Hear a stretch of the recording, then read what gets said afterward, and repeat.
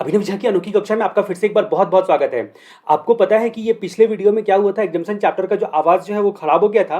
इसकी वजह से मैं इसकी दोबारा से रिकॉर्डिंग कर रहा हूँ। ये आपके इनडायरेक्ट टैक्स का वन डे रिवीजन वीडियो है। वन डे रिवीजन वीडियो कहने का मतलब यहाँ पर है कि जीएसटी को, कस्टम को, फॉरेन ट्रेड पॉलिसी को मैं आपको बहुत ही कम टाइम में रिवाइज करवा के दूंगा। अगर आप फाइनल एग्जाम में अपेयर करने के लिए जा रहे हो सीए, सीएस या सीएमए का 2021 में, तो फिर ये वीडियोस आपके लिए बहुत काम की चीज़ है, पूरी तरह से अपडेटेड है। यहाँ पर सारी बातों को मैंने बहुत ही कम टाइम में आपको कवर करवा के दिया। एग्जामिशन चैप्टर को पूरा मैंने यहाँ पर रिवाइज करवा के दिया है। तो हम लोग बात करते हैं एग्जामिशन अंडर जीएसटी में सेक्शन नंबर 11 के बारे में। सेक्शन नंबर 11 आपको क्या बोलता है कि जो गवर्नमेंट होती है ना, गवर्नमेंट होती है वो काउंसिल के रिकमेंडेशन से ना जनरल स्पेशल एग्जामिशन या फिर जो है जनरल एग्जामिशन दे सकती है। स्पेशल एग्जामिशन को एक्सेप्शनल सर्कमस्टांसेस का भी एग्जामिशन बोलते हैं। इसके लिए इनको एग्जामिशन नोटिफिकेशन इशू करना पड़ेगा। मान लीजिए इस एग्जामिशन नोटिफिकेशन नंबर ए है ये, ठीक है। तो इस ए के इशू करने के एक साल के अंदर में एक्सप्लेनेशन बोलता है कि इनका क्लैरिफिकेशन दिया जा सकता है। जैसे नोटिफिकेशन नंबर बी करके इसका क्लैरिफिकेशन दे दिया गया है कि ये एग्जामिशन नोटिफिकेशन में कुछ डाउट्स वगैरह है तो यहाँ पर क्लियर किया जा सके, ये सेक्शन 11 का एक्सप्लेनेशन बोलता है। फिर एक सर्कुलर आया था 2018 में। वो सर्कुलर आपको क्या बोलता है कि भाई साहब ये जो नोटिफिकेशन नंबर बी है ना, उसमें इफेक्टिव डेट कुछ भी लिखा हो, इस नोटिफिकेशन की एप्लीकेबिलिटी का इफेक्टिव डेट कुछ भी लिखा हो या इसका कुछ भी लिखा हो, उससे कोई फर्क नहीं पड़ता है। जब ये पहला नोटिफिकेशन इशू किया गया था ना, स्पेशली ये जनरल वाला, उस दिन से उसकी वैलिडिटी होगी। तो यहाँ तक की बात उम्मीद करता हूँ कि आपको समझ में आ गया होगा कि जो आपको यहाँ पर मैं पढ़ के दिखाता हूँ, जो एग्जामिशन होता है वो स्पेशल एग्जामिशन या जनरल एग्जामिशन हो सकता है। जनरल एग्जामिशन की एक खास बात है कि ये आपका कंडीशन हो सकता है या विदाउट कंडीशन भी हो सकता है। विदाउट कंडीशन को एब्सोल्यूट बोलेंगे, ठीक है। ये जनरल एग्जामिशन होल हो सकता है या फिर पार्ट हो सकता है, होल हो सकता है या फिर पार्ट हो सकता है। आपको पता है कि जब हम लोग एग्जामिशन की बात आती है तो वहां पर आप ना टैक्स को कलेक्ट नहीं कर सकते हो, ना टैक्स को कलेक्ट कर सकते हो, ना इनपुट टैक्स क्रेडिट मिलेगा। सेक्शन नंबर 17 आपको जो सीजीएसटी एक्ट का है वो ब्लॉक क्रेडिट के बारे में बोलता है। वो बताता है कि भैया एग्जामिशन वाली चीजों पर ना आप एग्जामिशन वाली सेक्शन नंबर 16 और सेक्शन नंबर 17 को साथ में रीड करते हो तो आपको पता चलेगा क्या कि आप जो भी चीजों पर एग्जामिशन मिला है ना, उसका आप आईटीसी नहीं ले सकते हो, टैक्स भी कलेक्ट नहीं कर सकते हो। यहां पर आपने देखा कि होल और पार्ट का एग्जामिशन मिल सकता है, होल या पार्ट का एग्जामिशन मिल सकता है। अब ये पार्ट वाले एग्जामिशन की में कहां से बात आती है, मान लीजिए 18% जीएसटी का रेट है और 8% का एग्जामिशन मिला तो 10% जो है इफेक्टिव रेट आप कलेक्ट कर सकते हो, 10% तक आप कलेक्ट कर सकते हो, ठीक है। तो ये सारी कहानी सेक्शन नंबर 11 में लिखी गई है, उसके एक्सप्लेनेशन में लिखी गई है और उससे रिलेटेड सर्कुलर में लिखी गई है।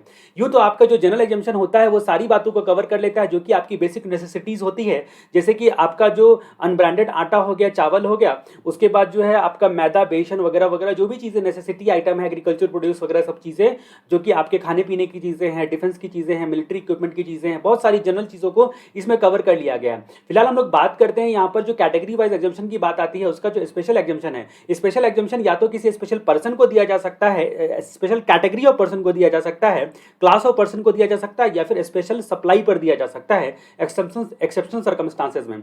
चलिए हम लोग बात करते हैं हेल्थ सर्विसेज के बारे में। जहां तक हेल्थ सर्विस की बात आप करते हो तो यहां पर आप देख सकते हो कि कुल मिला के जो है ना, मैंने इतने सारे पॉइंट्स लिखे हैं। उसमें पहला लिखा है कि जो एनिमल बर्ड्स होते हैं ना, उसका हेल्थ चेकअप वेटनरी क्लिनिक में।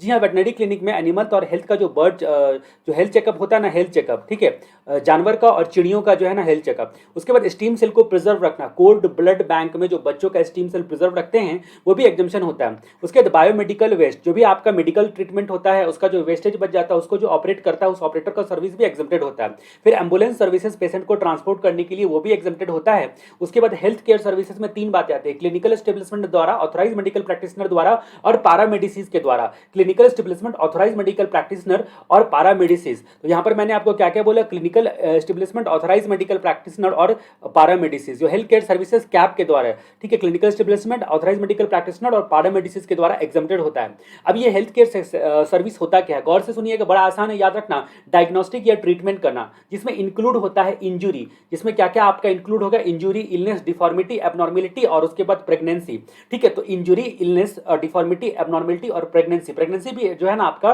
डायग्नोस्टिक या ट्रीटमेंट में इंक्लूड होता है। अब यहाँ पर बात करते हैं, लेकिन उसमें कुछ बातें इंक्लूड नहीं होता। अगर मैं हेयर को ट्रांसप्लांट करवाता हूँ या कॉस्मेटिक सर्जरी करवाता हूँ शौक से, तो फिर वो इंक्लूड नहीं होता है। लेकिन अगर एज ए पार्ट ऑफ जो किसी बॉडी फंक्शन या पार्ट को रिस्टोर करने के लिए या किसी मेडिकल ट्रीटमेंट के लिए जरूरी है ट्रांसप्लांट करना या फिर कॉस्मेटिक प्लास्टिक सर्जरी वगैरह सब करना, तो उस सिचुएशन में वो आपका हेल्थ केयर सर्विस में इंक्लूड हो जाएगा।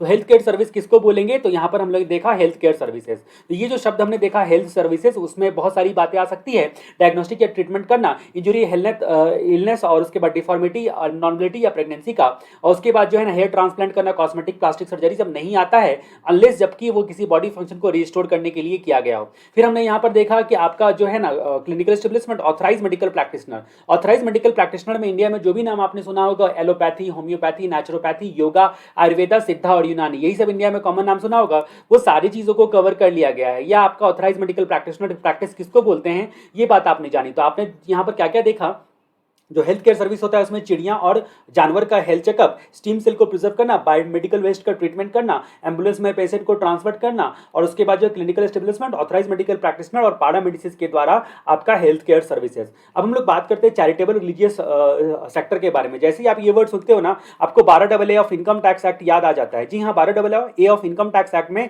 जो योगा को भी इंक्लूड किया गया है चैरिटेबल एक्टिविटीज में, अगर आपको परिभाषा याद होगा। यहाँ पर भी बोला गया है कि 12AA वाला इनकम टैक्स का जो भी चैरिटेबल एक्टिविटी होता है योगा को इंक्लूड करते हुए उसका सर्विसेज एग्जेम्प्टेड होगा। जी हाँ, बाबा रामदेव का सर्विस जो है ना एग्जेम्प्टेड होगा। 12AA वाला चैरिटेबल एक्टिविटीज इंक्लूडिंग योगा करने वाला एग्जेम्प्टेड कर दिया गया। उसके बाद जो रिलीजियस या चैरिटेबल ट्रस्ट होता है ना, अगर रिलीजियस सेरेमनी एक्टिविटी कंडक्ट करते हैं, रिलीजियस सेरेमनी और एक्टिविटी कंडक्ट करते हैं आम आदमी के लिए, उसके वजह तक बात करते हैं कि अगर स्पेसिफाइड ऑर्गेनाइजेशन, जी हाँ स्पेसिफाइड ऑर्गेनाइजेशन अगर आपको कैलाश मानसरोवर या हज की यात्रा करवा के देता, हज पिलग्रिम्स, ठीक है, कैलाश मानसरोवर या फिर हज पिलग्रिम्स, तो वो स्पेसिफाइड ऑर्गेनाइजेशन का सर्विस एग्जेम्प्टेड होता है। फिर जहां तक बात करते हैं कि ये जो चैरिटेबल या रिलीजियस ट्रस्ट वाले होते हैं ना, अगर वो जनरल पब्लिक के लिए खुद का ओन या मैनेज करने वाला जो प्रीमिसेस होता है उसको वो रेंट पर देते हैं तो फिर वो एग्जेम्प्टेड होता है। लेकिन रेंट में यहाँ पर दो खास बात होती है कि अगर 1000 रुपये से ज्यादा एक दिन का चार्ज ले रहे हो तो वो एग्जेम्प्टेड नहीं होता है। दूसरा बोला गया है कि अगर आपके पास प्रीमाइस, कल्याण मंडप या कमर्शियल हॉल है या ओपन एरिया है या शॉप है, किसके पास, चैरिटेबल रिलीजियस ट्रस्ट वाले के पास, या फिर अदर स्पेशल लाइक, और उसका आप जो है ना 10,000 या उससे ज्यादा चार्जेस करते हो, ठीक है, तो वो आपका जो है ना टैक्स लग जाएगा, वो टैक्स लग जाएगा। तो 4 मामलों में एग्जेम्प्टेड होगा। पहली बात हम लोगों ने देखी चैरिटेबल एक्टिविटी इंक्लूडिंग योगा, दूसरा देखा ये रिलीजियस सेरेमनी या एक्टिविटी कंडक्ट करना, सत्संग वगैरह सब, तीसरा देखा स्पेशल ऑर्गेनाइजेशन अगर कैलाश मानसरोवर या हज पिलग्रिम्स की यात्रा देता है, या फिर उसके बाद renting of premises general public के लिए, और जो कि चैरिटेबल और रिलीजियस ट्रस्ट ओन बाय किसके द्वारा हो, ओन और मैनेज के द्वारा, उस ट्रस्ट के द्वारा। अब हम लोग बात करते हैं लीगल सेक्टर के एग्जेम्पशन के बारे में। जी हाँ, लीगल सेक्टर का एग्जेम्पशन, लीगल सेक्टर का एग्जेम्पशन में बड़ा गौरतलब ये है कि मैं 3 बातें यहाँ पर आपको बताने के लिए जा रहा हूँ। पहली बातें मैं आपको बताने जा रहा हूं कि नॉन बिजनेस एंटिटी को अगर सर्विस दे दिया जाता है तो। दूसरी बात मैं यहां पर बताने के लिए जा रहा हूं, अगर आपका बिजनेस एंटिटी है लेकिन प्रीसीडिंग प्रीवियस ईयर में, पिछले फाइनेंशियल ईयर में टर्नओवर लिमिट सेक्शन 22 के हिसाब से जो रजिस्ट्रेशन का टर्नओवर लिमिट होता है ना, वो एक्सीड नहीं किया, डज नॉट एक्सीड, ठीक है, ये दूसरा मामला बताने के लिए जा रहा हूं। तीसरा मामला यहां पर मैं बताने के लिए जा रहा हूं कि अगर ये जो लीगल सर्विसेज जो होती है ना, central government, state government, local authority या फिर यूनियन टेरिटरी या गवर्नमेंट एंटिटी को दिया जाता है, जी हाँ इन सबको दिया जाता है उस परिस्थिति में। तो यहां पर सबसे पहले मैं बात करता हूं आर्बिट्रल ट्राइब्यूनल की। आर्बिट्रल ट्राइब्यूनल की ये तीनों सर्विसेज नॉन बिजनेस एंटिटी को, बिजनेस एंटिटी की जिसका प्रीवियस ईयर में ऑडिट कर प्रीवियस ईयर में रजिस्ट्रेशन के लिए लायबल नहीं था वो सेक्शन 22 के हिसाब से, या सरकार लोगों को, central government, state government, local authority या यूनियन टेरिटरी, ये सर्विसेज जो है ना एग्जेम्प्टेड होता है। लेकिन बाकी सर्विसेज टैक्सेबल हो जाएगा, बाकी सर्विसेज जो टैक्सेबल हो जाएगा, अगर मान लो बिजनेस एंटिटी को प्रीवियस ईयर में जो है ना रजिस्ट्रेशन के लिए वो लायबल था तो उसका टैक्सेबल हो जाएगा, टैक्सेबल होगा तो रिवर्स चार्ज मैकेनिज्म लग जाएगा और बिजनेस एंटिटी को उस पर जीएसटी देना पड़ेगा। फिर आर्बिट्रल ट्रिब्यूनल की कहानी खत्म हो जाती। अब हम लोग बात करते हैं यहां पर एडवोकेट की। एडवोकेट में इंडिविजुअल एडवोकेट प्लस आपका जो है ना फर्म ऑफ एडवोकेट, लेकिन यहां पर नॉट सीनियर, यहां पर हम लोग सीनियर को कवर नहीं कर रहे हैं, नॉट सीनियर। सीनियर एडवोकेट क्या होता है, सीनियर एडवोकेट जैसे कि राम जेठमलानी हो गए, वो आपका किस तरह से होते हैं, तो वो आपका होते हैं कि जो उनका लॉ होता है ना, एडवोकेट लॉ होता है ना, उनके हिसाब से जाता है सीनियर एडवोकेट है या नहीं है। तो यहाँ पर एक्सेप्ट सीनियर एडवोकेट, यहाँ पर सीनियर एडवोकेट की बात हम लोग नहीं करें, बाकी सारे इंडिविजुअल और फर्म ऑफ एडवोकेट की बात करें। वो अगर ये तीनों प्रकार के सर्विसेज देते हैं ना नॉन बिजनेस एंटिटी को, बिजनेस एंटिटी को जिसको प्रीवियस ईयर में लायबल नहीं था रजिस्ट्रेशन लेना टर्नओवर के हिसाब से, या फिर सरकार लोगों को, उसके अलावा अनदर दूसरे एडवोकेट या फर्म ऑफ एडवोकेट को अगर ये लोग सर्विस देते हैं ना तो वो भी एग्जेम्प्टेड होता है। तो इनका 4 मामला आ गया कि दूसरे एडवोकेट या फर्म ऑफ एडवोकेट को ये सर्विस देते हैं तो उनका 4 मामला आ गया एग्जेम्पशन का। अब जहां तक बात करते हैं सीनियर एडवोकेट की, जब सीनियर एडवोकेट की बात आती है ना, सीनियर एडवोकेट को मैं ऐसे करके लिख रहा हूं तो उनका ये वाला अनदर एडवोकेट या फर्म ऑफ एडवोकेट में एग्जेम्पशन नहीं है, बाकी आपका आर्बिट्रल ट्रिब्यूनल की तरह ये तीनों मामले में एग्जेम्पशन आ जाता है। ये बात हम लोगों ने लीगल सेक्टर के बारे में जाना। अब हम लोग बात करते हैं रेंटिंग ऑफ इमूवेबल प्रॉपर्टी के बारे में। आपको पता है कि रेंटिंग ऑफ इमूवेबल प्रॉपर्टी जो एक ऐसा, आपने जो है ना रिवर्स चार्ज मैकेनिज्म में पढ़ा होगा कि जो आपका क्या बोलते हैं उसको, गवर्नमेंट लोग ये सर्विस देती है ना रेंटिंग ऑफ मूवेबल प्रॉपर्टी का रजिस्टर्ड पर्सन को, तो रिवर्स चार्ज मैकेनिज्म लगता है। गवर्नमेंट लोग अगर सर्विस देती है, central government, state government, local authority, union territory, अगर रजिस्टर्ड पर्सन को ये मूवेबल प्रॉपर्टी भाड़े पर देती है तो रजिस्टर्ड पर्सन को देने की वजह से रजिस्टर्ड पर्सन को ही टैक्स लग जाएगा, जीएसटी लग जाएगा रिवर्स चार्ज मैकेनिज्म के तहत। फिलहाल हम लोग बात करते हैं कि अगर किसी मूवेबल प्रॉपर्टी का इस्तेमाल रेसिडेंशियल या ड्वेलिंग पर्पस के लिए दिया जाता है तो वो एग्जम्प्टेड होगा। दूसरी बात बताई गई कि अगर होटल, क्लब, कैंपसाइट या रेसिडेंशियल या लॉजिंग पर्पस के लिए दिया जाता है, रेसिडेंशियल या लॉजिंग पर्पस के लिए दिया जाता है और उसका भाड़ा एक दिन का 1000 या उससे कम है, जी हाँ 1000 या उससे कम है, तो वो एग्जम्पशन में आ जाएगा रेंटिंग ऑफ मूवेबल प्रॉपर्टी। अब हम लोग बात करते हैं इंटरटेनमेंट सेक्टर की। इंटरटेनमेंट सेक्टर में क्या होता है कि अगर मान लीजिए फोक और क्लासिकल जो आपका म्यूजिक, डांस या थिएटर होता है, फोक या क्लासिकल, तो वो एग्जम्प्टेड होता है, लेकिन यहां पर टैक्स लग जाएगा। यहां पर टैक्स लग जाएगा अगर कंसिडरेशन जो डांस करके देगा, म्यूजिक दिखाएगा, म्यूजिक सुनाएगा या फिर थिएटिकल परफॉर्मेंस देगा, उनका कंसिडरेशन अगर 1.5 लाख से ज्यादा है तो जीएसटी के दायरे में आ जाएगा। या फिर consideration as a brand ambassador दिया जा रहा है तो भी जीएसटी के दायरे में आ जाएगा। तो म्यूजिक, डांस या थिएटर, क्लासिकल या फोक अगर है, तो वो एग्जम्प्टेड होगा, लेकिन 1.5 लाख से ज्यादा या फिर ब्रांड एम्बेसडर के तौर पर दिया जा रहा है तो वो आपका टैक्सेबल हो जाएगा। अब स्पेसिफाइड एक्ट का मोन्यूमेंट को प्रोटेक्ट करने का जो सर्विस होता है वो भी एग्जम्प्टेड होता है। 500 रुपए तक का टिकट पर पर्सन, 500 रुपए तक का टिकट जो है ना कुछ केस में एग्जम्प्टेड होता है, कुछ केस में 500 रुपए तक का टिकट एग्जम्प्टेड होता है, यानी कि 500 के ऊपर पर पर्सन टैक्सेबल हो जाएगा। लेकिन museum, national park, wild life sanctuary और टाइगर रिजर्व, ये 4 मामले ऐसे हैं जहां पर आप 500 रुपए से बढ़ भी जाएगा उसके बाद भी एग्जम्प्टेड होगा। Museum, national park, wild life sanctuary और उसके बाद जो है ना टाइगर रिजर्व। लेकिन यहां पर बाकी केस में बताया गया है, जैसे कि आपका सर्कस हो गया, डांस हो गया, अवार्ड कंसर्ट हो गया, उसके बाद जो है ना प्लानिटोरियम देखने के लिए गए, थिएटर में ड्रामा या वॉलेट देखने के लिए गए, या स्पोर्टिंग इवेंट देखने के लिए गए। जी हाँ, स्पोर्ट्स के लिए हम लोग अलग प्रोविजन देखेंगे, लेकिन अगर स्पोर्ट्स में भी ना अगर मान लीजिए रिकॉग्नाइज्ड हो या नहीं हो, लेकिन 500 रुपए तक का टिकट है तो वो एग्जम्प्टेड हो जाता है इंटरटेनमेंट सेक्टर में। ये बात हम लोगों ने जानी। उसके बाद हम लोग बात करते हैं कि 12AA वाला जो चैरिटेबल रिलीजियस ट्रस्ट था ना, वो अगर कोई भी आपका आर्ट, कल्चर या स्पोर्ट्स रिलेटेड ट्रेनिंग या रिक्रिएशनल एक्टिविटीज करता है, 12AA वाला चैरिटेबल या रिलीजियस सेक्टर जो होता था वो आपका ट्रेनिंग या रिक्रिएशनल एक्टिविटीज करता है, कोई भी आर्ट, कल्चर वगैरह सबको, तो उस सिचुएशन में वो आपका एग्जम्पशन में आ जाएगा। तो हमने इंटरटेनमेंट सेक्टर में क्या क्या देखा कि म्यूजिक, डांस, थिएटर अगर क्लासिकल या फोक हो तो उस सिचुएशन में आपका 1.5 लाख तक का कंसिडरेशन और ब्रांड एम्बेसडर को छोड़कर बाकी सब केस में एग्जम्प्टेड होगा। मोन्यूमेंट्स को प्रोटेक्ट करना, मोन्यूमेंट्स, ताजमहल वगैरह सबको प्रोटेक्ट करना आपका स्पेसिफाइड एक्ट के तहत वो एग्जम्प्टेड होगा। 500 रुपए तक का टिकट पर पर्सन के हिसाब से, सर्कस, डांस, अवार्ड, कंसर्ट, उसके बाद प्लानिटोरियम, थिएटर और क्या बोलते हैं उसको, स्पोर्टिंग इवेंट, तो वो आपका एग्जम्प्ट होगा। उसके बाद जहां तक बात करें हम लोगों ने music, national park, wild life sanctuary और टाइगर रिजर्व जो है ना कितना भी होगा आपका एग्जम्प्टेड होगा। 12AA आर्ट, कल्चर या स्पोर्टिंग का ट्रेनिंग या रिक्रिएशनल एक्टिविटीज करता है 12AA वाला, तो उस सिचुएशन में वो एग्जम्प्टेड होगा। अब हम लोग बात करते हैं ट्रांसपोर्ट सेक्टर के बारे में। गौरतलब ये है कि ट्रांसपोर्ट सेक्टर को आपको बड़े ध्यान से देखना है। यहाँ पर मैं अलग अलग कैटेगरी में बांट के बताऊंगा और बड़े आसान करके मैं बताऊंगा। थोड़ा सा अगर आप कॉन्सेंट्रेट करोगे, थोड़ा सा ध्यान दोगे तो आपको याद हो जाएगा।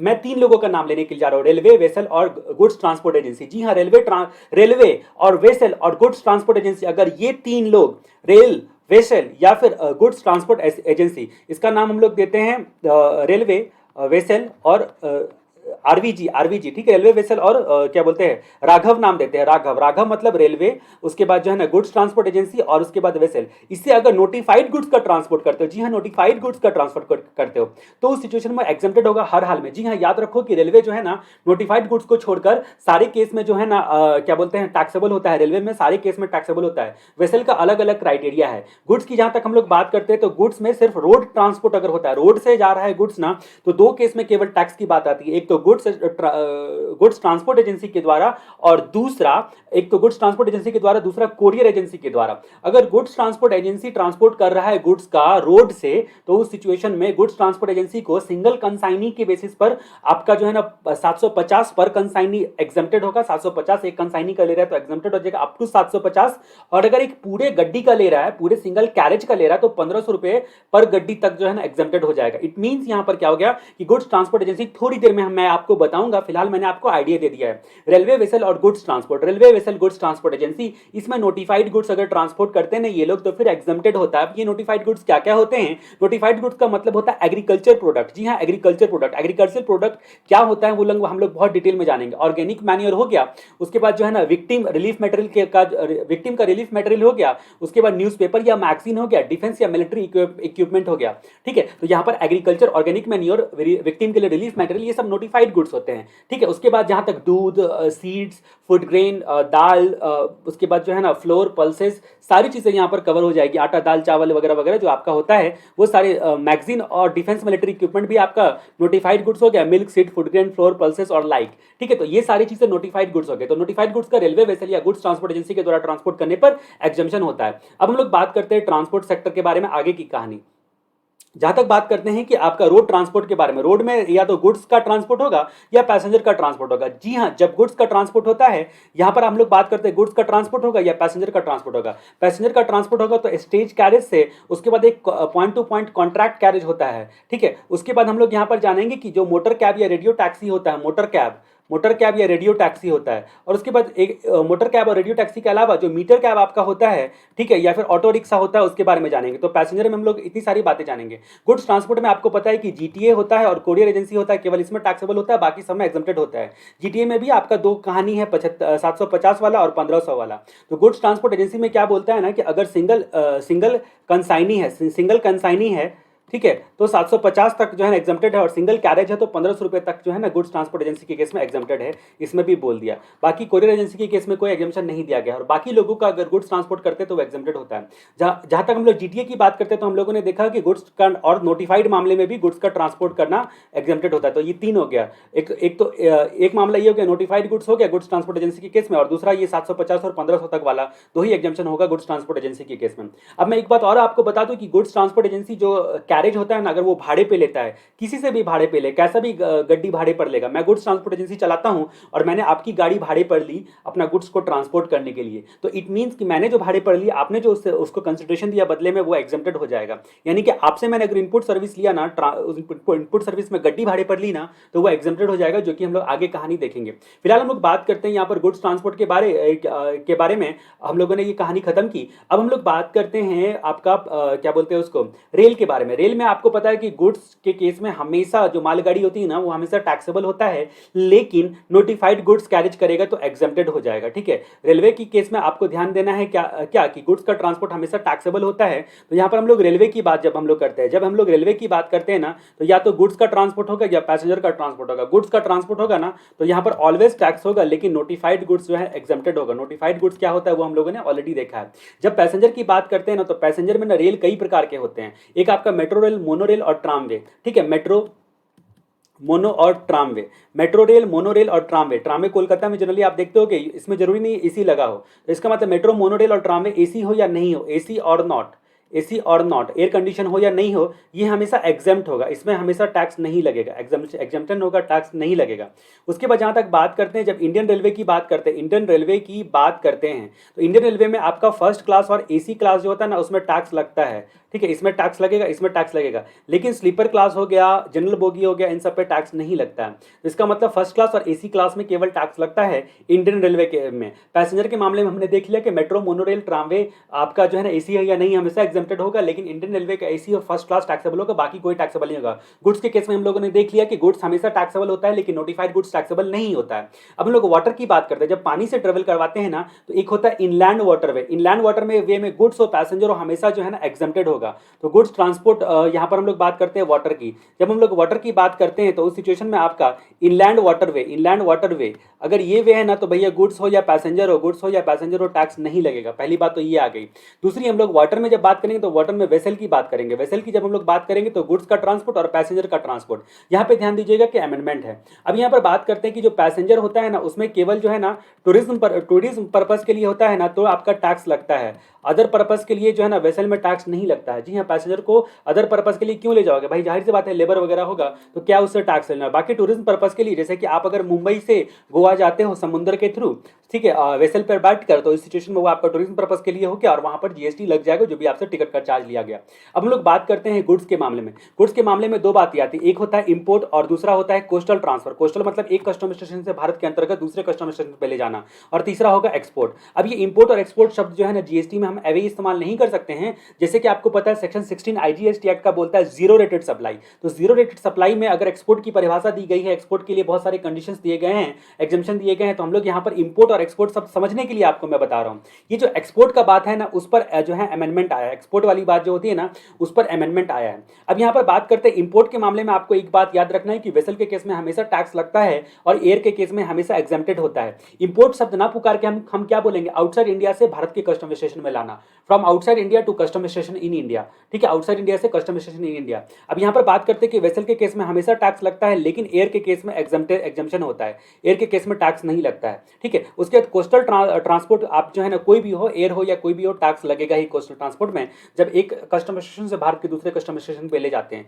जब हम लोग पैसेंजर की बात करते हैं तो पैसेंजर में दो मामले आते हैं, एक तो आपका टूरिज्म पर्पस वाला एग्जेम्प्टेड होता है और अदर वाला जो है ना सॉरी टूरिज्म पर्पस वाला टैक्सेबल होता है और अदर वाला एग्जेम्प्टेड हो जाता है। जब हम लोग एक्सपोर्ट की बात करते हैं ना, तो एक्सपोर्ट में यहाँ पर जो है ना, जो फाइनेंस एक्ट 2020 में अभी नया रिसेंट अमेंडमेंट है, जहां पर बोला गया है कि 31 सितंबर 2021 तक, सॉरी 30 सितंबर 2021 तक जो है ना एग्जम्पशन होगा। जी हाँ, 30 सितंबर 2021 तक। ये पहले 2017 था, फिर 2020 आया, उसके बाद 2021 बढ़ाकर कर दिया गया है। एक्सपोर्ट हम लोग यहाँ पर सीधे शब्दों में ना पुकार के क्या बोलेंगे, कस्टम स्टेशन इन इंडिया से टू प्लेस आउटसाइड इंडिया ले जाना। एयर हो या फिर वेसल हो, एयर हो या फिर वेसल हो, दोनों केस में एग्जेम्प्टेड होगा 30 सितंबर 2021 तक अगर ये सर्विस दिया गया तो। ठीक है, तो यहां तक हम लोगों ने बात करी। अब हम लोग बात करते हैं एयरलाइन के थ्रू ट्रांसपोर्ट करने का। गौरतलब ये है कि इस बात को ध्यान से सुनिएगा, यहां पर मैंने दो कैटेगरी बोली, एक तो आपका गुड्स वाला कैटेगरी बोला, गुड्स वाला कैटेगरी में इंपोर्ट, कोस्टल और एक्सपोर्ट, ये सेम कहानी होगी। इंपोर्ट में आपको पता है कि एयर में जो है ना एग्जम्पशन होता है, वेसल के केस में टैक्स लगता है और एयर के केस में एग्जेम्प्टेड होता है, यहां पर टैक्स लगेगा।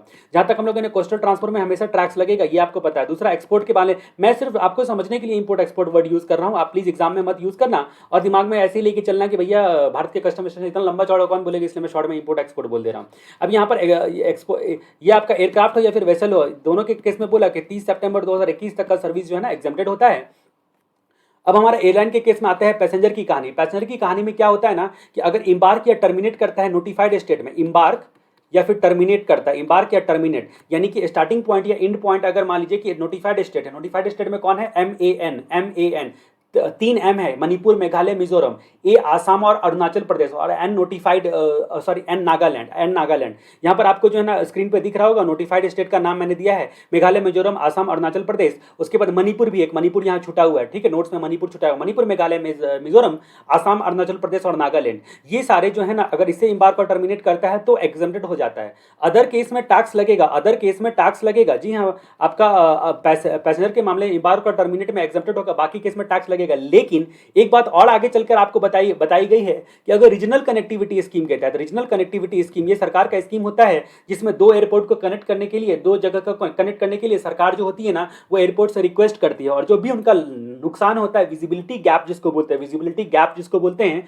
वो नुकसान भारत सरकार बियर करती है। वो नुकसान सरकार बियर करेगी तो वो एग्जेम्प्टेड हो जाएगा। जी हाँ, रीजनल कनेक्टिविटी स्कीम के तहत एयरपोर्ट को जो पैसा मिलता है विजिबिलिटी गैप की वजह से वो एग्जेम्प्टेड होता है। ठीक है, और इम्बार्क और टर्मिनेट एग्जेम्प्ट होगा, ये तो आपने जान ही लिया। तो एयर के केस में भी आपने समझ लिया। उम्मीद करता हूं कि आप बैक करके एक बार अच्छे तरीके से इन सब चीजों को रिवाइज करोगे। अब हम लोग कहानी को आगे बढ़ाते हैं, हम बात करते हैं एग्रीकल्चर सेक्टर के बारे में। एग्रीकल्चर का मतलब आपको पता है कि प्लांट का कल्टीवेशन करना होता है, प्लांट में फ्यूल, फाइबर, फॉरेस्ट या फिर सिमिलर आइटम या रॉ मटेरियल सारी चीजें आ जाएगी। एग्रीकल्चर का एक और मतलब होता है जो भी जानवर का आप पालन पोषण करते हो, all life forms of animal का पालन पोषण करना, हॉर्स को छोड़कर, जी हाँ घोड़े को छोड़कर सारे जानवरों का पालन पोषण करना जो आपका एग्रीकल्चर सेक्टर में आ गया। तो एग्रीकल्चर में आप पहले आपने देखा कि प्लांट कल्टीवेशन, दूसरा देखा ऑल टाइप्स ऑफ जो आपका एनिमल रियरिंग, लेकिन हॉर्स का रियरिंग जो है ना वो नहीं होगा, हॉर्स का रियरिंग नहीं होगा। ये हम लोगों ने एग्रीकल्चर की बात करी, एग्रीकल्चर की बात करी। तो अब यहाँ पर प्लांट कल्टीवेशन और रियरिंग जो होता है ना वो सारा का जो एग्जम्प्ट होता है एक्सेप्ट हॉर्स का रियरिंग करना, हॉर्स का रियरिंग करने को छोड़कर बाकी सब एग्जम्प्ट होता है। उसके बाद जहाँ तक बात करते हैं ना, एक होता है आपका एग्रीकल्चर प्रोड्यूस, एग्रीकल्चर प्रोड्यूस ये आपका जो है ना, या तो देखिए आपका इसमें तीन बातें मैं यहाँ पर बताने के लिए जा रहा हूँ एग्रीकल्चर प्रोड्यूस में। पहली बात मैं बताने के लिए जा रहा हूँ कि अगर बिल्कुल प्रोसेसिंग नहीं है, नो प्रोसेसिंग, तो वही एग्रीकल्चर प्रोडक्ट्स जो है ना एग्जेम्प्टेड होगा।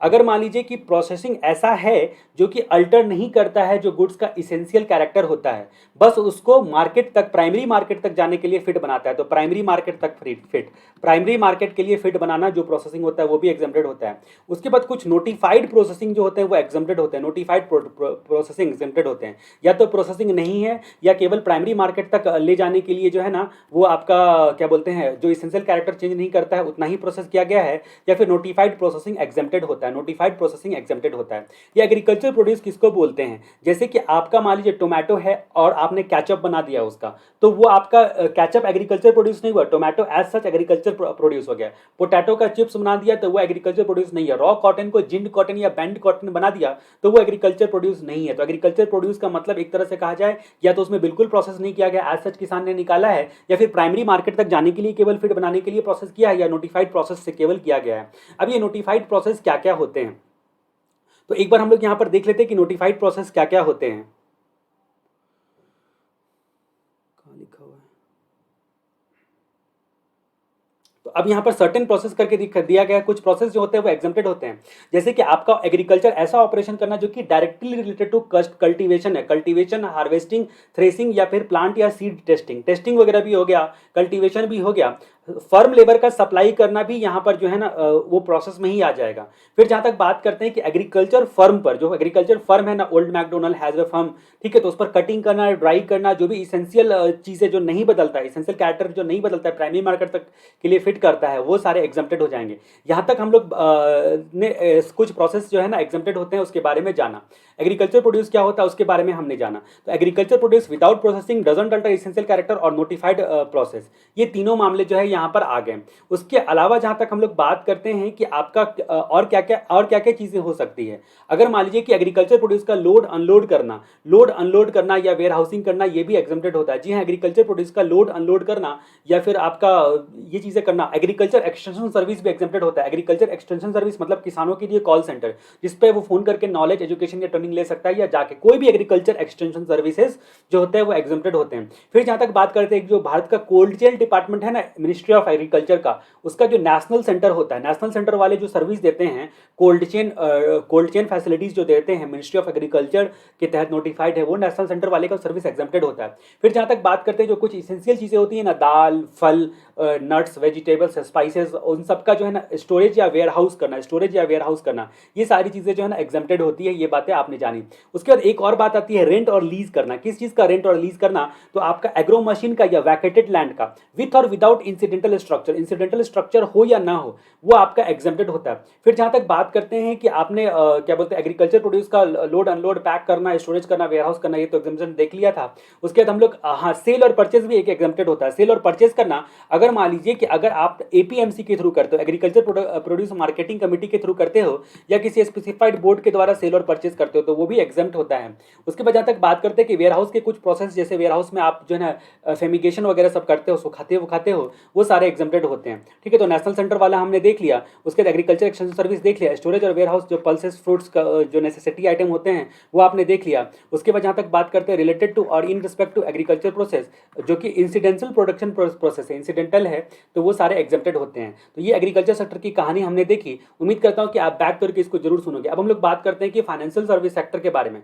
फाइनेंशियल सर्विस सेक्टर में एक बात याद रखना है कि लोन, एडवांस या डिपॉजिट का एक्सटेंशन करने के लिए जो इंटरेस्ट या डिस्काउंट बोलकर चार्ज किया जाता है, जी हाँ, आपका लोन एडवांस या डिपॉजिट का आप एक्सटेंशन सर्विस लेते हो, जिसके लिए आप कंसिडरेशन देते हो इंटरेस्ट या डिस्काउंट के फॉर्म पे। ठीक है, फाइनेंशियल ऑर्गेनाइजेशन को, बैंकिंग या फाइनेंशियल इंस्टीट्यूशन को, तो ये इंटरेस्ट और डिस्काउंट फॉर्म बोल के जितना रिप्रेजेंट करता है ना, वो आपका एग्जेम्प्टेड हो जाएगा, जितना उसने आपसे इंटरेस्ट या डिस्काउंट के नाम पे लिया है। फिर क्रेडिट कार्ड या फिर डेबिट कार्ड या फिर अदर कार्ड, जो भी आपका होता है जो भी आपका कार्ड होता है, चार्ज कार्ड, जो भी कार्ड बोलो, 2000 तक का ही केवल सेटलमेंट जो होता है उसमें एग्जेम्प्टेड होता है, बाकी टैक्सेबल होता है। फिर बोलते हैं कि ये बैंक या फाइनेंशियल इंस्टीट्यूशन वाले जो है ना, अपना फॉरेन करेंसी जो है ना ऑथराइज डीलर से या आपस में बैंक इंटर से, जिसको बोलते हैं लैटिन वर्ड में इंटर से, आपस में जो भी ये लोग सेल परचेज करेंगे ना, तो वो भी एग्जेम्प्टेड हो जाता है। बैंकिंग फाइनेंशियल सर्विस सेक्टर के केस में 3 बातें देखी कि लोन, डिपॉजिट, एडवांस का एक्सटेंशन, डिस्काउंट और इंटरेस्ट बोलकर जिसका कंसिडरेशन रिप्रेजेंट करता है, जो कार्ड वगैरह का सेटलमेंट 2000 तक, और उसके बाद फॉरेन करेंसी का सेल परचेज करना बैंक और ऑथराइज डीलर के बीच में आपस में।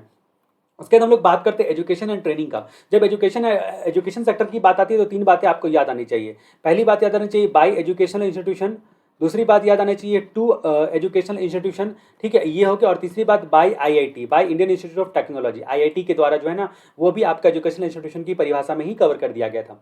अब हम लोग बात करते हैं कि एजुकेशनल इंस्टीट्यूशन बोलते किसको है। बड़ी लंबी चौड़ी कहानी है एजुकेशनल इंस्टीट्यूशन की, जिसको मैं शॉर्ट में बताने की कोशिश करता हूँ कि आखिर ये ईआई यानी कि एजुकेशनल इंस्टीट्यूशन होता क्या है। एजुकेशनल इंस्टीट्यूशन का मतलब होता है आपका प्री स्कूल, प्री स्कूल और उसके बाद जो है ना हायर सेकेंडरी स्कूल या इक्विवेलेंट, ये तो एजुकेशनल इंस्टीट्यूशन में आ ही जाता है।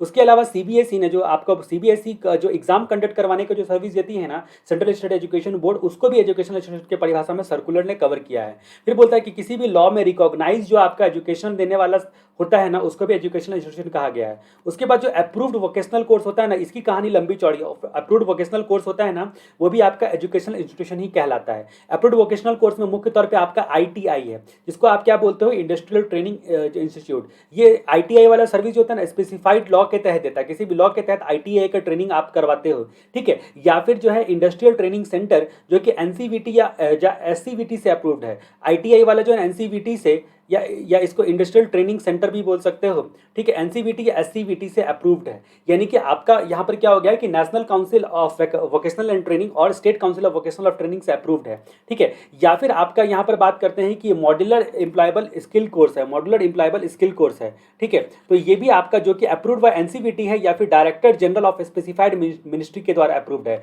ये मॉड्यूलर एम्प्लॉयबल स्किल कोर्स। तो ये एम भी आ गया, मॉड्यूलर एम्प्लॉयबल स्किल कोर्स, जो कि आपका एनसीवीटी से अप्रूव्ड होना चाहिए या फिर एनसीवीटी से अप्रूव्ड होना चाहिए, director general of specified ministry से अप्रूव्ड होना चाहिए। उसके बाद जहां तक बात करते हैं कि education as a part of, अगर मान लीजिए अप्रूव्ड एजुकेशन है, ठीक है, जहां पर आपका क्या बोला गया कि आपका जो है ना क्या बोलते हैं स्पेसिफाइड एक्ट के तहत, तो वो जीएसटी से एग्जम्पशन होगा। ये सारे जो है ना एजुकेशनल इंस्टीट्यूशन की परिभाषा में दिए गए हैं। ये सारी बहुत सारी कहानी जो एजुकेशनल इंस्टीट्यूशन की परिभाषा में दी गई है। अब यहाँ पर मुख्य तौर पे मैंने आपको क्या बोला कि 3 बातें याद रखना है, एक बाय एजुकेशनल इंस्टीट्यूशन, एक टू एजुकेशनल इंस्टीट्यूशन और उसके बाद bye IIT Indian institute of technology. ये आपको 3 बातें याद रखना है एजुकेशन सेक्टर को पढ़ते वक्त में, याद रखते वक्त में। अब यहाँ पर कहानी में हम लोगों को ट्विस्ट है, बहुत सारी बातें जो है ना यहाँ पर मैं आपको बताने के लिए जा रहा हूँ। एजुकेशनल इंस्टीट्यूशन में मैंने यहाँ पर बोला by educational institution, by educational institution और उसके बाद टू एजुकेशनल इंस्टीट्यूशन। जरा इसको हम लोग देख लेते हैं, आईटी वाला तो आसान है, ठीक है। तो बाय एजुकेशनल इंस्टीट्यूशन की जब हम लोग बात करते हैं, तो अब यहाँ पर बात करते हैं कि एजुकेशनल इंस्टीट्यूशन क्या होता है, इसका मतलब हमने देख लिया। अब यहाँ पर बात करते हैं कि अगर मान लीजिए टू एजुकेशनल इंस्टीट्यूशन की बात करते हैं, तो स्टूडेंट फैकल्टी स्टाफ को अगर मान लीजिए कैटरिंग या अदर सर्विसेज दिया जाता है, जी हाँ, कैटरिंग या अदर सर्विसेज दिया जाता है, तो उस सिचुएशन में वो आपका एग्जेम्प्टेड होगा। एजुकेशन यहाँ पर जो है ना क्या बोलते हैं, सॉरी, बाय एजुकेशनल इंस्टीट्यूशन भी एग्जेम्प्टेड होगा स्टाफ, फैकल्टी और स्टूडेंट के लिए। कैटरिंग या फिर ट्रांसपोर्टेशन या फिर अदर सर्विसेज दिया जाता है, तो टू और बाई दोनों केस में एग्जेम्प्टेड होगा। अब यहाँ पर बात करते हैं कि टू और बाई के केस में और भी एक चीज़ एग्जेम्प्टेड होता है, टू हो या फिर बाई हो, उसके मामले में एक भी चीज़ एग्जाम्पशन होता है, अगर एग्जाम का कंडक्ट कराने के लिए एडमिशन फीस या फिर अदर एग्जाम कंडक्ट कराने के लिए जो चार्जेस होता है, ठीक है। तो एग्जाम से रिलेटेड टू और बाई, एग्जाम से रिलेटेड टू और बाई। अब यहाँ पर बात करते हैं कि आपका बाई एजुकेशन इंस्टीट्यूशन में स्टूडेंट फैकल्टी स्टाफ का यहाँ पर जो है ना कैटरिंग सर्विसेज और other services, catering and other services में ट्रांसपोर्ट भी आ गया, ठीक है। उसके बाद जहाँ तक हम लोग बात करते हैं कि जो टू एजुकेशनल इंस्टीट्यूशन की बात करते हैं, यहाँ पर गौर करने वाली बात है। अब यहाँ पर गौर करने वाली बात है कि कुछ सर्विसेज जो होते हैं ना, वो केवल आपका कहाँ तक एग्जेम्प्टेड होता है, वो आपका एग्जेम्प्टेड होता है प्री स्कूल और हायर सेकेंडरी स्कूल और एग्जेम्प्टेड तक, ठीक है। तो इसलिए हम लोग इस कैटेगरी को फिलहाल छोड़ देते हैं। टू वाला जो हम लोगों ने देखा, ये दोनों बातें तो आती है, लेकिन इसको कुछ अलग तरीके से प्रेजेंट करना पड़ेगा।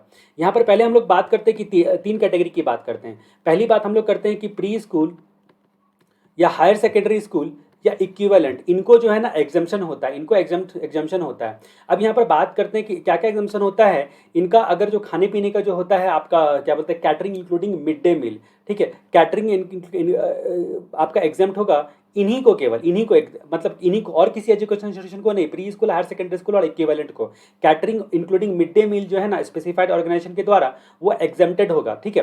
सेंट्रल गवर्नमेंट स्टेट गवर्नमेंट के स्कीम के तहत अगर मिड डे मील दिया जाता है तो। उसके बाद कैटरिंग हो गया, ट्रांसपोर्ट हो गया, कैटरिंग हो गया, ट्रांसपोर्ट हो गया, और जो भी सिक्योरिटी सर्विसेज होती है, क्लीनिंग सर्विसेज होती है, ठीक है, ये सारी चीज़ें जो है ना प्री स्कूल वाले को एग्जेम्प्टेड होती है। अब जहाँ तक बात करते हैं, दूसरा कैटेगरी होता है ऑनलाइन और पीरियोडिकल जर्नल, ऑनलाइन और पीरियोडिकल जर्नल।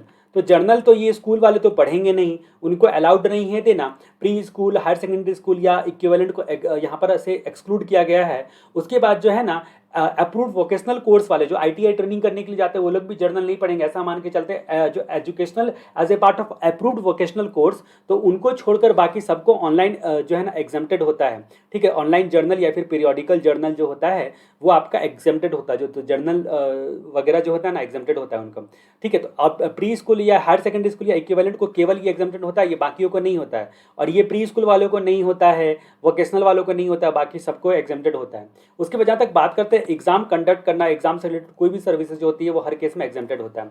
अब हम लोग बात करते हैं bye IIT, Indian institute of technology जिसको आप बोलते हो, अगर ये 1 साल से ज़्यादा का कोर्स करवाता है, यानी कि लॉन्ग ड्यूरेशन प्रोग्राम होता है, स्पेसिफाइड बोर्ड के द्वारा रिकमेंड किया हुआ 1 ईयर प्लस कोर्स इनका होता है, तो ही वो एग्जेम्प्टेड होगा, बाकी सब आईआईटी के द्वारा टैक्सेबल हो जाएगा। अब हम लोग कहानी की हम लोग बात आगे बढ़ाते हैं। मैं उम्मीद करता हूँ कि यहाँ पर सारी चीज़ों को आप देखोगे। ये नोट्स अभी 100% रेडी नहीं है, क्योंकि इसमें बहुत सारे जो है ना स्पेलिंग मिस्टेक्स वगैरह सब हैं, तो आप लोग समझ जाना, बस मेरी बात वीडियो को सुनते सुनते अगर नोट्स को देखते हो तभी आपको अच्छे तरीके से क्लियर हो पाएगा। ये बात जो है ना मैंने देख सकते हो यहाँ भी लिखी हुई है कि बिना नोट्स का ये वीडियो को देखना जो है ना आपके लिए जो है ना मुश्किल पैदा कर सकता है। अब हम कहानी को आगे बढ़ाते हैं, हम बात करते हैं स्पोर्ट्स सेक्टर के बारे में। स्पोर्ट्स सेक्टर में आपका क्या होता है ना, जो आपका रिकॉग्नाइज स्पोर्ट बॉडी होता है ना, इसको ये लोग जो ना क्रिकेटर लोग होते हैं, प्लेयर हो गया, रेफरी हो गया, अंपायर हो गया और कोच हो गया, ये सब सर्विसेज देते हैं, जो कि 194J में टीडीएस में आपने देखा था कि वहाँ पर टीडीएस किस तरीके से कटता है डीटी पढ़ते वक्त में। तो ये सब कोर्स जो है ना, अगर मान लीजिए रिकॉग्नाइज स्पोर्ट बॉडी को दिया जाता है ये सारे सर्विसेज, तो ये एग्जेम्प्टेड होते हैं रिकॉग्नाइज स्पोर्ट बॉडी को। दूसरा, रिकॉग्नाइज स्पोर्ट बॉडी से एक रिकॉग्नाइज स्पोर्ट बॉडी दूसरे रिकॉग्नाइज स्पोर्ट बॉडी को जो सर्विस देता है ना, वो भी आपका एग्जेम्प्टेड होता है। तीसरा, कुछ नोटिफाइड स्पॉन्सरशिप सर्विस जैसे कि फीफा 2020, ये सारे सर्विसेज जो होते हैं नोटिफाइड होते हैं, नोटिफाइड सर्विसेज एग्जेम्प्टेड होते हैं स्पोर्ट्स सेक्टर में। 3 एग्जाम्पशन हम लोगों ने देखा। रिकॉग्नाइज बॉडी को player, referee, umpire, coach, team या जो टीम मैनेजर वगैरह सब होता है वो पार्टिसिपेंट्स करने का सर्विस देता है, या फिर आपका एक रिकॉग्नाइज बॉडी दूसरे को देता है, या फिर कोई भी आपका नोटिफाइड इवेंट वगैरह है तो उस सिचुएशन में। उसके बाद हम लोग बात करते हैं गवर्नमेंट सेक्टर के बारे में। गवर्नमेंट सेक्टर की बड़ी लंबी चौड़ी कहानी है, इसको मैं बहुत समराइज करने की कोशिश करूंगा। सबसे पहले हम लोग गवर्नमेंट सेक्टर में बात करते हैं, रिजर्व बैंक ऑफ इंडिया की बात करेंगे। रिजर्व बैंक ऑफ इंडिया जो होता है ना, ये जो भी आउटपुट सर्विस देता है, जो भी आउटपुट सप्लाई देता है ना, वो आउटपुट सप्लाई इनका जो है ना हर हाल में एग्जेम्प्ट होता है, नो टैक्स। लेकिन जब इनपुट की बात आती है ना, जब इनके इनपुट की बात आती है ना, तो सिर्फ 2 ही केस में जो है ना एग्जेम्पशन होता है, 2 ही केस में एग्जेम्पशन होता है रिजर्व बैंक ऑफ इंडिया का। ठीक है, वो कौन कौन से केस में, अगर मेंबर ऑफ ओवरसीइंग कमिटी इनको सर्विस देती है रिजर्व बैंक ऑफ इंडिया को, तो फिर आपका जो है एग्जेम्प्टेड होता है। दूसरा, ग्लोबल फाइनेंशियल इंस्टीट्यूशन अगर रिजर्व जो है ना आपका फॉरेक्स रिजर्व को रिजर्व करता है, फॉरेक्स रिजर्व जो है ना करता है ग्लोबल फाइनेंशियल इंस्टीट्यूशन, उसका सर्विसेज आरबीआई लेती है तो एग्जेम्प्टेड होता है। तो मेंबर ऑफ ओवरसीइंग कमिटी और ग्लोबल फाइनेंशियल इंस्टीट्यूशन जो कि फॉरेक्स रिजर्व का सर्विस देता है वो एग्जेम्प्टेड होता है। तो सर्विस बाय आरबीआई एग्जेम्प्टेड होता है, service to Reserve Bank of India exempted in 2 situation, member of overseeing committee और ग्लोबल फाइनेंशियल इंस्टीट्यूशन सर्विस अगर देता है तो। ठीक है, उसके बाद जहां तक बात करते हैं फॉरेन डिप्लोमेटिक मिशन कंसोलेट वगैरह का, अगर इंडिया में लोकेटेड फॉरेन डिप्लोमेटिक मिशन है ना तो एग्जेम्प्टेड हो जाएगा। लेकिन अगर मान लीजिए कि उसका ऑफिस या एस्टेब्लिशमेंट इंटरनेशनल ऑर्गेनाइजेशन का अदर देता है तो टैक्स लग जाएगा। तो फॉरेन डिप्लोमेटिक मिशन अगर इंडिया में लोकेटेड है तो फिर एग्जेम्प्टेड होगा, बाकी केस में टैक्सेबल होगा।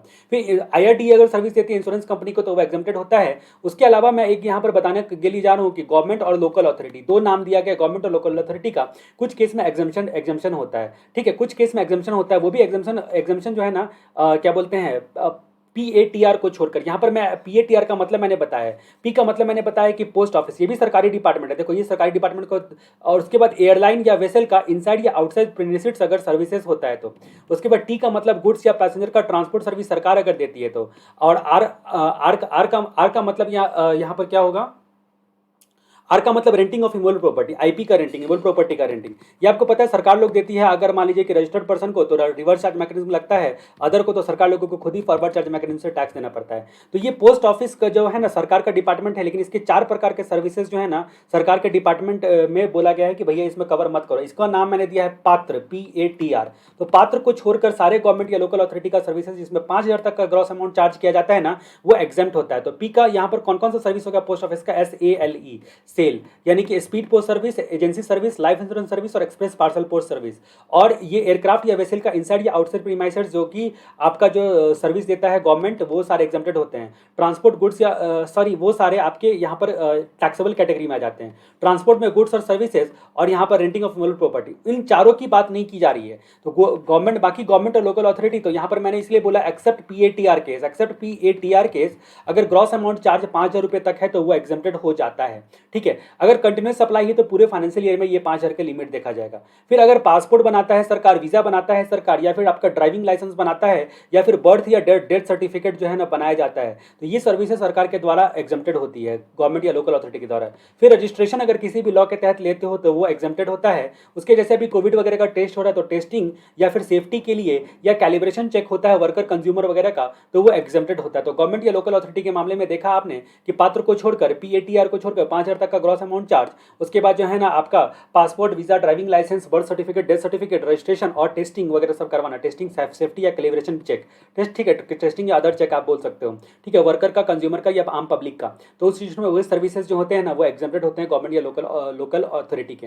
अब हम लोग यहाँ पर जो है ना गवर्नमेंट के स्कोप को बढ़ाते हैं, गवर्नमेंट लोकल अथॉरिटी के साथ साथ यूनियन टेरिटरी की भी बात करते हैं, गवर्नमेंट, लोकल अथॉरिटी या फिर यूनियन टेरिटरी, ठीक है। अगर मान लीजिए कि उस बिजनेस एंटिटी को सर्विस देता है, उस बिजनेस एंटिटी को सर्विस देता है जिसका प्रीसीडिंग प्रीवियस ईयर में टर्नओवर जो है ना, टर्नओवर के हिसाब से जो है ना रजिस्ट्रेशन लेना जरूरी था सेक्शन 22 के टर्नओवर के हिसाब से, तो इट मीन्स वहां पर क्या होगा ना, यहाँ पर रिवर्स चार्ज मैकेनिज्म से जीएसटी लगता है, बाकी किसी भी केस में जीएसटी नहीं लगेगा। लेकिन पीएटीआर के केस में तो भैया जीएसटी लगेगा ही लगेगा। पीएटीआर का मतलब हम लोगों ने ऑलरेडी देख रखा है। अब जहां तक बात करते हैं कि गवर्नमेंट के और कौन कौन से सर्विसेज होते हैं जो एग्जेम्प्टेड होते हैं, अगर मान लीजिए राइट देता है government to use natural resources, right to use natural resources, अगर मान लीजिए कि right to use natural resources से इंडिविजुअल प्लस फार्मर को दिया जाता है तो ये हमेशा एग्जेम्प्टेड होता है।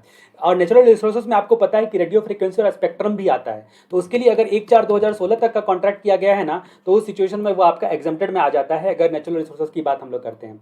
उसके बाद जहाँ तक बात करते हैं कि कस्टम डिपार्टमेंट में एक होता है merchant over time charge, merchant over time charge, वो आपको मर्चेंट ओवर टाइम चार्ज जो है ना कस्टम ऑफिसर लोगों को दिया जाता है कि भैया समय से ज़्यादा क्लियरेंस वगैरह का वो काम करे, इंस्पेक्शन वगैरह का काम करे, जो भी कस्टम क्लियरेंस में आपने पढ़ा था वो सारे काम करे, उसके लिए उनको ओवर टाइम चार्ज दिया जाता है, वो कि जीएसटी में के दायरे में नहीं आएगा, वो एग्जेम्प्टेड हो जाएगा। अब हम लोग बात करते हैं कि ये तो सर्विस बाय गवर्नमेंट हो गया, सर्विस इतने सारे गवर्नमेंट ने दिए वो एग्जेम्प्टेड हो गया। अब सर्विस टू गवर्नमेंट की बात करते हैं, जब सर्विस गवर्नमेंट को दिया जाता है तो उस चीज में क्या कैसे कैसे क्या क्या एग्जाम्पशन मिलेगा। अगर सर्विस गवर्नमेंट को दिया जाता है उसमें सर्विस है फेयर प्राइस ऑफ का या जीएसटी नेटवर्क का, यानी कि जीएसटी पोर्टल का इंप्लीमेंटेशन, या फिर आपका कॉन्स्टिट्यूशन के हिसाब से 234G में municipal function, panchayat function 243W के हिसाब से, ठीक है, या फिर इंश्योरेंस स्कीम के तहत अगर सरकार पूरा प्रीमियम पे करती है, इंश्योरेंस स्कीम के तहत पूरा का पूरा प्रीमियम सरकार पे करती है तो वो एग्जाम्प्ट हो जाएगा। फिर ट्रेनिंग प्रोग्राम अगर गवर्नमेंट कंडक्ट करती है, कोई भी ट्रेनिंग प्रोग्राम गवर्नमेंट कंडक्ट करती है, जैसे गवर्नमेंट ने बोला है बीएसएनएल वाले को कंप्यूटर नहीं आता सबको सिखाओ, तो फिर एग्जाम्प्टेड हो जाएगा। फिर उसके बाद जहां तक बात करते हैं कि एयरपोर्ट रीजनल कनेक्टिविटी स्कीम के तहत, जो हम लोगों ने पहले भी देखा था कि जो स्पेसिफाइड पोर्ट होते हैं उसको एयरपोर्ट रीजनल कनेक्टिविटी की स्कीम के तहत विजिबिलिटी का आपका पैसा दिया जाता है तो वो एग्जाम्प्टेड हो जाएगा।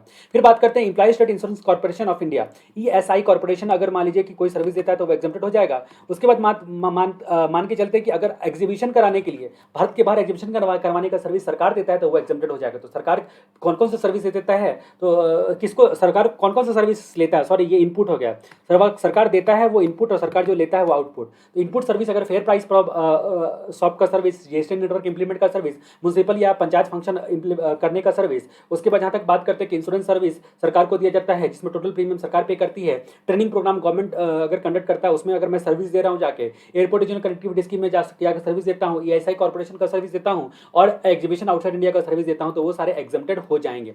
अब लोग बात करते हैं कि ट्रांसपोर्ट हायर करने की बात करते हैं, ट्रांसपोर्ट को भाड़े पर देना, ट्रांसपोर्ट को भाड़े पर देना। अगर मान लीजिए 2 एजुकेशनल इंस्टीट्यूशन को दिया जाता है स्टूडेंट, फैकल्टी और स्टाफ को कैरी करने के लिए, तो वो आपका एग्जेम्प्ट होता है, ये हम लोगों ने पहले भी जाना था। अब लोग बात करते हैं मोटर व्हीकल के मामले में, मोटर व्हीकल के मामले में अगर 12 से ज़्यादा पैसेंजर कैपेसिटी है तो उस सिचुएशन में 12 से ज़्यादा पैसेंजर कैपेसिटी है, स्टेट गवर्नमेंट अंडरटेकिंग को दिया जाता है तो एग्जेम्प्टेड हो जाएगा। अगर लोकल अथॉरिटी को दिया जाता है और इलेक्ट्रिक है, इलेक्ट्रिक वाला 12 से ज़्यादा कैपेसिटी वाला लोकल अथॉरिटी को दिया जाता है तो वो एग्जेम्प्टेड हो जाता है। उसके बाद गुड्स ट्रांसपोर्ट एजेंसी को कोई भी मोटर व्हीकल जो है ना भाड़े पे, तो वो आपका एग्जेम्प्टेड में ही आ जाएगा। तो यही बात हो गई, एजुकेशन इंस्टीट्यूशन को हर हाल में एग्जाम्प्ट, मोटर व्हीकल को 12 से ज़्यादा कैपेसिटी, स्टेट गवर्नमेंट अंडरटेकिंग को कोई भी इलेक्ट्रिक हो या नॉन इलेक्ट्रिक, लोकल अथॉरिटी को हो तो 12 से ज़्यादा कैपेसिटी इलेक्ट्रिक, और गुड्स ट्रांसपोर्ट एजेंसी को 12 से ज़्यादा हो ना हो, कोई भी हो आपका एग्जेम्प्टेड होता ही है। हम लोग मिसलेनियस की बात करते हैं, अगर मान लीजिए ईपीएफ ऑर्गेनाइजेशन अगर उसके तहत गवर्न होने वाले पर्सन को सर्विस देता है ईपीएफ ऑर्गेनाइजेशन का, तो एग्जाम्प्ट होगा, ऑलरेडी हमने देख रखा है ईपीएफ ऑर्गेनाइजेशन के बारे में। आईआरडीए अगर इंश्योरेंस को सर्विस देती है कंट्रोल, असिस्ट या रेगुलेट करने का, तो वो आपका एग्जाम्प्टेड होता है। Security exchange board of India अगर सिक्योरिटी मार्केट या उससे रिलेटेड लोगों को सर्विस देती है तो वो एग्जाम्प्टेड होता है। सेबी का सर्विसेज भी एग्जाम्प्टेड होता है। पेंशन स्कीम का सर्विसेज भी एग्जाम्प्टेड होता है अगर कंट्रीब्यूशन कलेक्ट करने का या कोई भी सर्विस दिया जाए।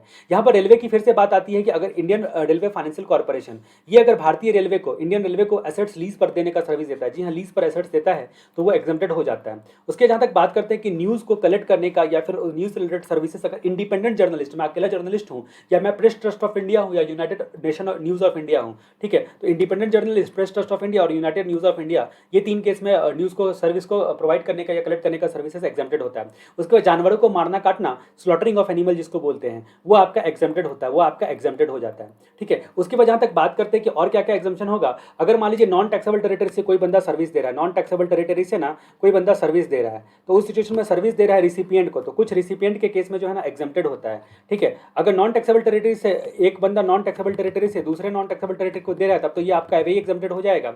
उसके अलावा रिसिपिएंट अगर कुछ लोग हैं, सेंट्रल गवर्नमेंट है, लोकल अथॉरिटी है, यूनियन टेरिटरी है, ठीक है, तो उस सिचुएशन में एग्जाम्प्ट होगा। अगर ये रिसिपिएंट है टैक्सेबल टेरिटरी में तो भी एग्जाम्प्टेड होगा। अगर ये रिसिपिएंट 12AA वाला चैरिटेबल रिलीजियस ट्रस्ट है तो भी एग्जाम्प्टेड होगा। अगर ये आपका इंडिविजुअल है और पर्सनल पर्पस के लिए लेता है, यानी कि नॉट बिजनेस कमर्शियल पर्पस या इंडस्ट्रियल पर्पस के लिए नहीं लेता है, तो पर्सनल पर्पस के लिए लेता है तो भी एग्जाम्प्टेड है। उसके जहाँ तक बात करते हैं OIDAR सर्विसेज है, तो ऑनलाइन इन्फॉर्मेशन डेटाबेस एक्सेस और रिट्रीवल सर्विसेज है, तो ये भी नॉन टैक्सेबल टेरिटरी से रिसिपिएंट टैक्सेबल टेरिटरी को प्रोवाइड करना, ये सारे एग्जाम्पशन दिए गए हैं। ठीक है, अब हम लोग बात करते हैं यहाँ पर फिर से एक बार देख लेते हैं गुड्स ट्रांसपोर्ट के बारे में, जिसको मैंने एक्सपोर्ट इंपोर्ट एग्जाम्पशन का नाम दिया है, जो कि हम लोग पहले भी देख चुके हैं। अगर मान लीजिए गुड्स ट्रांसपोर्ट की बात आती है तो आउटसाइड इंडिया से इंडियन कस्टम स्टेशन यानी कि इंपोर्ट करना आपको पता है, इंपोर्ट करना आपको पता है कि वेसल के केस में आपका जो है ना टैक्स लगता है और एयर के केस में एग्जम्प्टेड हो जाता है। लेकिन जब हम लोग एक्सपोर्ट करने की बात करते हैं custom station in India to place outside India, तो ये एयरक्राफ्ट हो या फिर वेसल हो, 30 सितंबर 2021 तक आपका एग्जाम्पशन है, 30 सितंबर 2021 तक एग्जाम्पशन है। उसके बाद फाइनेंस एक्ट 2020 में एक नया सर्विस लॉन्च किया गया चंद्रयान आने के बाद, चंद्रयान का फेल होने के बाद। सैटेलाइट सर्विसेज जो है ना, अगर सैटेलाइट लॉन्च करने का सर्विसेज देता है, चाहे वो भारतीय सैटेलाइट हो या कोई भी सैटेलाइट हो, भारत के जो सैटेलाइट लॉन्चिंग पैड से लॉन्च होगा या कोई भी हो, इंडियन स्पेस रिसर्च ऑर्गेनाइजेशन के द्वारा या फिर आपका अंतरिक्ष कॉर्पोरेशन लिमिटेड के द्वारा, अंतरिक्ष कॉर्पोरेशन लिमिटेड या न्यू स्पेस एजेंसी के द्वारा, तो ये एग्जम्प्टेड होगा। ये फाइनेंस एक्ट 2020 में डाला गया था। अब हम लोग बात करते हैं गोइंग कंसर्न का ट्रांसफर करना, पब्लिक सर्विसेज जैसे कि पब्लिक बाथरूम, वॉशरूम, टॉयलेट वगैरह सबका सर्विस देने वाला, वो भी एग्जम्प्टेड होता है। फिर मान लीजिए कि इंडियन टूर ऑपरेटर है, मैं इंडियन टूर ऑपरेटर हूँ और मैं एक विदेशी को विदेश घूमने का सर्विस देता हूँ, मतलब मैं बुकिंग करके देता हूँ। अगर मान लीजिए कोई अमेरिकन जापान घूमना चाहता है और वो सर्विस मैंने दिया है, तो इंडियन टूर ऑपरेटर अगर सर्विस देता है फॉरेन टूरिस्ट को और आउटसाइड इंडिया में टूर करने का, तो वो भी आपका एग्जाम्प्ट होता है। स्पेसिफाइड एक्ट के तहत अगर मॉन्यूमेंट्स प्रोटेक्ट यानी कि ताजमहल वगैरह सबको प्रोटेक्ट करने का सर्विस दिया जाता है, वो भी एग्जाम्प्टेड होता है। RTA एक्ट के तहत, राइट टू इन्फॉर्मेशन एक्ट के तहत जो पैसा जमा करते हैं वो भी एग्जाम्प्टेड होता है। उसके बाद अगर मान लीजिए मैं एक इंश्योरेंस कंपनी हूँ और आपका मैंने इंश्योरेंस कर दिया और आपके इंश्योरेंस को मैंने री इंश्योर कर दिया किसी और इंश्योरेंस कंपनी से, बड़े इंश्योरेंस कंपनी से, तो री इंश्योरेंस सर्विसेज भी एग्जाम्प्टेड होता है। उसके बाद जहाँ तक बात करते हैं कि फाइनेंशियल सर्विस का इंटरमीडिएटरी का सर्विस भी एग्जाम्प्टेड होता है। और बहुत सारे बीमा योजना, करीब 17-18 बीमा योजना है, जिसमें राजीव गांधी बीमा योजना, ये योजना, वो योजना, वो सारे बीमा योजना जो एग्जाम्प्टेड होते हैं। उसके बाद बात करते हैं सेंट्रल आर्म फोर्स का जो इंश्योरेंस फंड होता है ना, उससे उन लोगों का लाइफ इंश्योरेंस करना, member of central arm force का लाइफ इंश्योरेंस सर्विस जो होता है ना, वो भी एग्जाम्प्टेड होता है। Member of central arm force का सर्विसेज भी एग्जाम्प्टेड होता है। इसी के साथ जो है ना हम लोगों ने एग्जाम्पशन चैप्टर को कंप्लीट किया। मैं उम्मीद करता हूँ कि इस वीडियो को आप बार बार सुनोगे, ताकि आपकी सारी चीज़ें जो है ना आपको बार बार करके आपको जो है ना वो रिवाइज हो जाए। और मैंने पूरी कोशिश की है कि मैं कहीं पर त्रुटि ना करूं, कहीं पर गलती ना करूं। और ये नोट्स में जो भी थोड़े बहुत आपको एरर नजर आ रहे होंगे, उसको आप प्लीज़ इस वीडियो को सुनने के बाद जो है ना ठीक कर लेना।